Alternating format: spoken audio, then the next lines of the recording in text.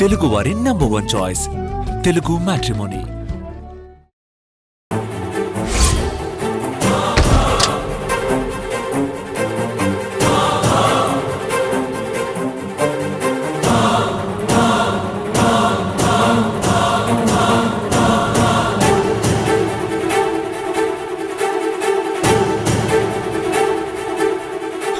రాదిగా నీ చెల్లిని ప్రేమించి పెళ్లి చేసుకున్నాననే కోపంతో అవకాశం దొరికినప్పుడల్లా నా మీదే చేయి చేసుకుంటావా?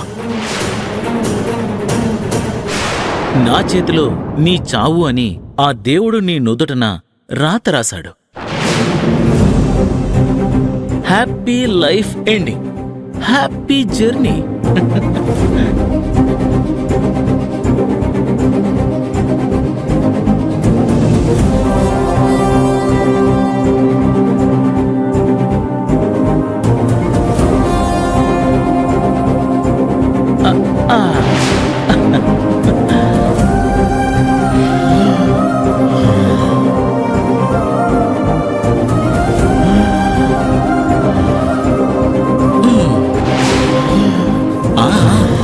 ఇంకా ఇంకా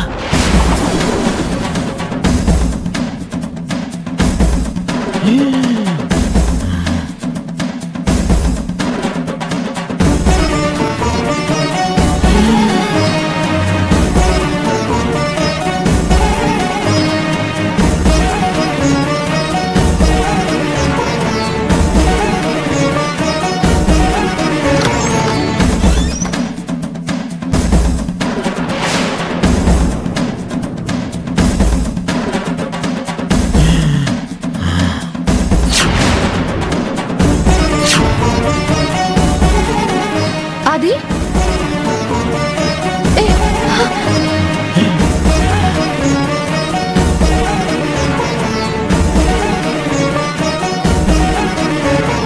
ఏం చేస్తున్నావు విక్రమ్? ఆక్సిజన్ మాస్క్ ఎందుకు తీసావు? నేనెందుకు తీస్తాను పవిత్ర? ఏం మాట్లాడుతున్నావు? ఆది కండిషన్ ఎలా ఉంది? స్పృహలోకి వచ్చాడా చూద్దామని రూమ్లోకి వచ్చేసరికి ఆక్సిజన్ మాస్క్ పక్కనుంది. నేను సరిచేద్దామని చేతిలోకి తీసుకున్న టైంకే నువ్వు వచ్చి నన్ను చూసి అపార్థం చేసుకుంటున్నావు. నన్ను ఆది హెల్త్ మీద నీకంత కన్సర్న్ ఉందంటే నేనది నమ్మను. నువ్వు ఏదో మనసులో పెట్టుకునే వచ్చావు. నన్ను చూశాక కవర్ చేస్తున్నావా? అనవసరంగా మాట జారుకు పవిత్ర. ఆది నా మేనత్త కొడుకు. మా ఇద్దరికి ఒకరంటే ఒకరు పడకపోవచ్చు, కానీ ఈ పరిస్థితిలో ఉంటే నాకు బాధ అనిపిదా? అదంతా నాకు అనవసరం. నువ్వు ఈ రూమ్ లోకి రావడానికి వీల్లేదు. బయటకు వెళ్ళు, వెళ్ళు. ఏమైంది బావా? చూడు కీర్తి, నా విషయంలో తను ఎలా బిహేవ్ చేస్తుందో. నేను ఆది హెల్త్ కండిషన్ ఎలా ఉందో చూద్దామని రూమ్లోకి వస్తే నేను ఆదినేదో చేయబోతున్నానని అనుమానించి తిడుతుంది. అది కాదు కీర్తి, నేను వచ్చేసరికి చాలా ఆపు. నీ కథలు వినడానికి ఇక్కడ ఎవరు సిద్ధంగా లేరు. ఎప్పుడు మా విక్రమ్ బావని బ్యాట్ చేయాలనే చూస్తుంటావు. అసలు మా ఫ్యామిలీకి పట్టిన దరిద్రం నువ్వు.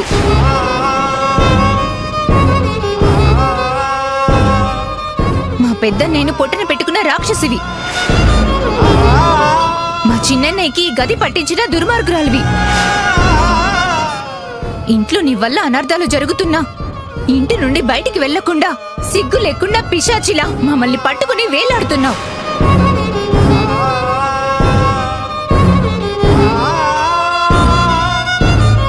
మా ఆది అన్నయ్యకి ఏమైనా అయ్యిందో నీ అంతు చూస్తాను. రా బావా.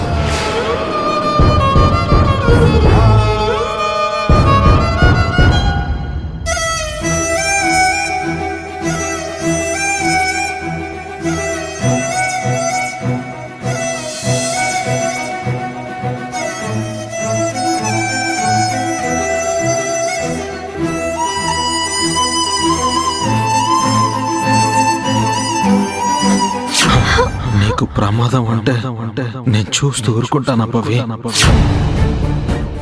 నా ప్రాణం అడ్డు వేసైనా నీకు కష్టం రాకుండా అడ్డుకుంటాను.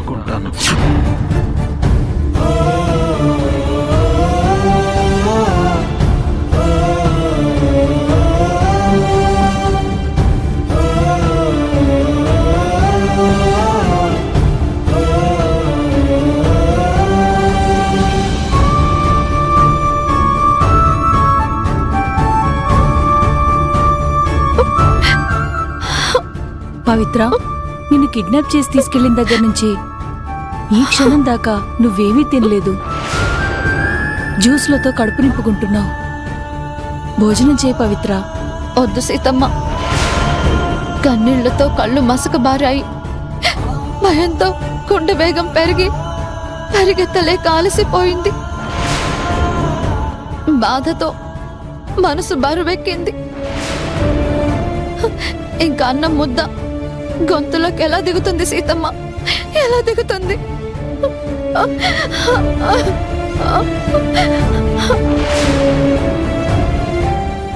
నీకోసం కాకపోయినా నీ కడుపులో పెరుగుతున్న ప్రాణం కోసమైనా ఒక 2 ముద్దలు తినమ్మా.